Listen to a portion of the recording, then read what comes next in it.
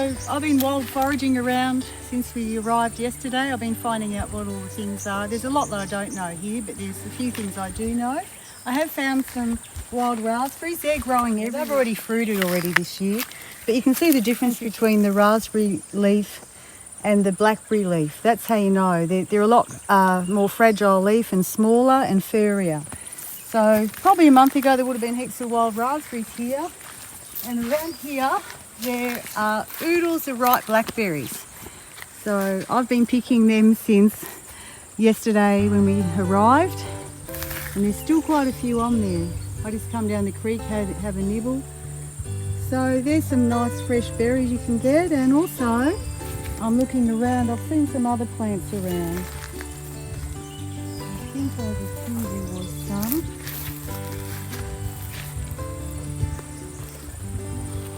Yeah, there's a lot of plantain. So this isn't a good species, but all through in the shaded areas there's plantain everywhere, which is fantastic. You can put that in soups and stews. It's really good does give you a bit of a protein source as a vegetable, but it also gives you a really good stomach soother as well. So you can put that in your camp stew if you wanted to. So we might pop up here. I'm going to go over the hill, and I've found a few other things which is quite interesting. So we've got Scotch Thistle here. There's plenty around this whole area here where we're camping, and you can use that for putting in your stews. It doesn't taste too bad, the leaves.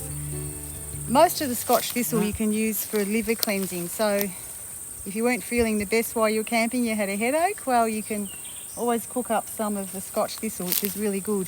We'll go down here and I've got a few more things too. Just down here.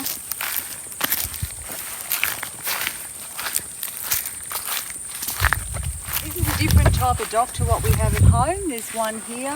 You can see it's a totally different one to what I filmed in our paddock. And I don't know what kind it is. I've got a feeling it might be red dock, this one, but I'm not really sure. But anyway, it's a dock, and that's totally edible. Not so much the leaves because they have a lot of oxalic acid, but the roots are totally edible and you can put in stews. Actually, there's a better one over there, right through there. I'm just seeing from you. Yeah, there's one right there too. It's got a narrower leaf to the one we have at home. Ours is more of a broad leaf. But yeah, dock's edible.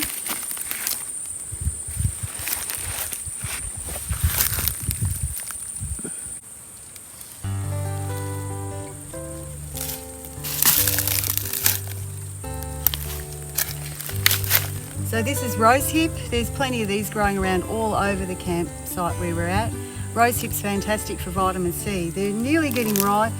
Quite a lot over there have been already eaten by something, maybe deer, I'm not sure, but they're usually red. These ones are just turning red, but they're an edible. And I will do a disclaimer, anything that I'm saying here, you guys already know because I've said on my other video, do your own research and don't rely on me for the information. This is just what I do. But even the leaves on the rosehip are edible as well. So, you know, green food, that's it. And I did see, that's a fake dandelion, but I did see some other dandelion somewhere. I'll go over and find that in a minute. Here's a rosehip bush with some rosehip. Looks like the deer couldn't reach these ones. Lots of blackberries next to it too. And you can see them where they are. Lots of blackberries.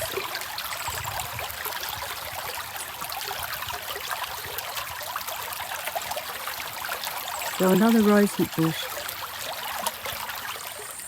So I found some dandelion here too.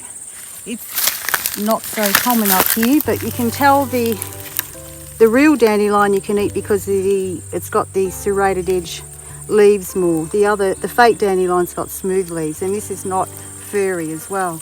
So that's edible as well in my books. And there is plantain over here too. Plantain everywhere. So I mean, you know, you can use that like spinach. You can cook that up as well. So there's another two little things there.